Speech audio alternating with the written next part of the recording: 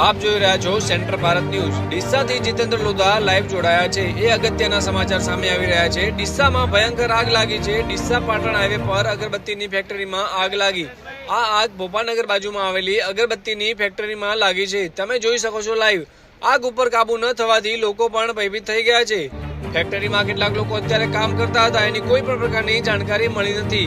જ્યારે આગ ઉપર કાબુ મેળવવા માટે ફાયર ફાઈટરની ટીમ પણ દોડી આવી, છતાં પણ આગ કાબુમાં આવી નથી। આગ કાબુ મેળવવા માટે પૂરો પ્રયત્ન કરવામાં આવી રહ્યો છે। ડીસાની ફાયર ફાઈટર ટીમ આગ ઉપર કાબુ ન મેળવતા બહારથી અત્યારે ફાયર ફાઈટર ટીમ બોલાવવામાં આવી છે। જ્યારે આગ કાબુ થાય તેનો પૂરો પ્રયત્ન કરવામાં આવી રહ્યો છે। જ્યારે આ બાજુ ઘટના સ્થળે પોલીસ ટીમ 108 ટીમ પણ પહોંચી આવી છે। આ ફેક્ટરીમાં અત્યારે કેટલા લોકો ફસાયેલા છે તેની અત્યાર સુધી કોઈ પણ પ્રકારની માહિતી જણાતી નથી। આ આગ કેટલી ભયંકર છે તમે લાઈવમાં જોઈ શકો છો। જોતા રહો સમાચાર। Bureau report centre Bharat news.